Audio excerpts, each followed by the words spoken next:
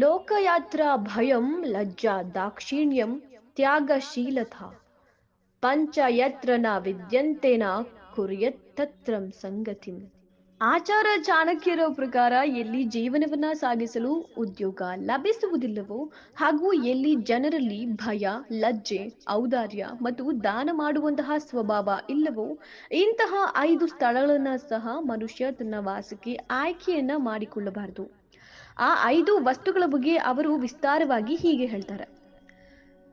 ಎಲ್ಲಿ ಆಹಾರಕ್ಕಾಗಿ ಯಾವುದೇ ಸಾಧನ ಅಥವಾ ಜೀವನೋಪಾಯ ಅಥವಾ ವ್ಯಾಪಾರದ ಪರಿಸ್ಥಿತಿ ಇಲ್ಲವೋ, ಎಲ್ಲಿ ಜನರಲ್ಲಿ ಲೋಕ ಲಜ್ಜೆ ಅಥವಾ ಯಾವುದೇ ಭಯವಿಲ್ಲವೋ, ಎಲ್ಲಿ ಪರೋಪಕಾರಿಗಳು ಇಲ್ಲವೋ ಹಾಗೂ ಜನರಲ್ಲಿ ತ್ಯಾಗದ ಭಾವನೆ ಕಂಡು ಬರುತ್ತಿಲ್ಲವೋ, ಎಲ್ಲಿ ಜನರಿಗೆ ಸಮಾಜ ಅಥವಾ ಕಾನೂನಿನ ಭಯವಿಲ್ಲವೋ, ಎಲ್ಲಿ ಜನರಿಗೆ ದಾನ ಮಾಡುವುದು ತಿಳಿದೇ ಇಲ್ಲವೋ ಇಂಥ ಸ್ಥಳದಲ್ಲಿ ವ್ಯಕ್ತಿಗೆ ಗೌರವವಿರುವುದಿಲ್ಲ.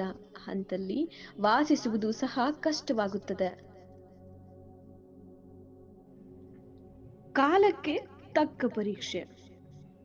ಜಾನೀಯತ್ತೇಷಣಿ ಕೃತ್ಯಾನ್ ಬಾಂಧವಾನ್ ವ್ಯಾಸನಾಗಮೆ ಮಿತ್ರಂ ಯಾಪತ್ತಿ ಕಲೇಶು ಭಯಾಂ ಚ ವಿಭವಕ್ಷಯೇ. ಆಚಾರ್ಯ ಚಾಣಕ್ಯರು ಸಮಯ ಬಂದಾಗ ಸಂಬಂಧಿಕರನ್ನೂ ಕೂಡ ಪರೀಕ್ಷಿಸುವ ಬಗ್ಗೆ ಹೇಳ್ತಾರೆ. ಮಹತ್ವದ ಕೆಲಸಕ್ಕಾಗಿ ಕಳುಹಿಸುವಾಗ ಸೇವಕನ ಗುಣದ ಬಗ್ಗೆ ತಿಳಿಯುತ್ತದೆ. ದುಃಖದ ಸಮಯದಲ್ಲಿ ಬಂಧು ಬಾಂಧವರ, ಕಷ್ಟದ ಸಮಯದಲ್ಲಿ ಮಿತ್ರನ ಹಾಗೂ ಹಣ ನಾಶವಾದಾಗ ಹೆಂಡತಿಯ ಪರೀಕ್ಷೆಯಾಗುತ್ತದೆ.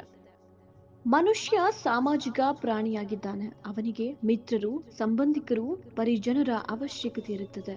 ಆದರೆ ಅವರು ಅವನ ಜೀವನದ ಪಯಣದಲ್ಲಿ ಸಹಾಯಕ್ಕೆ ಬರದಿದ್ದರೆ ಆ ವ್ಯಕ್ತಿಯ ಜೀವನ ನಿಷ್ಫಲವಾಗುತ್ತದೆ.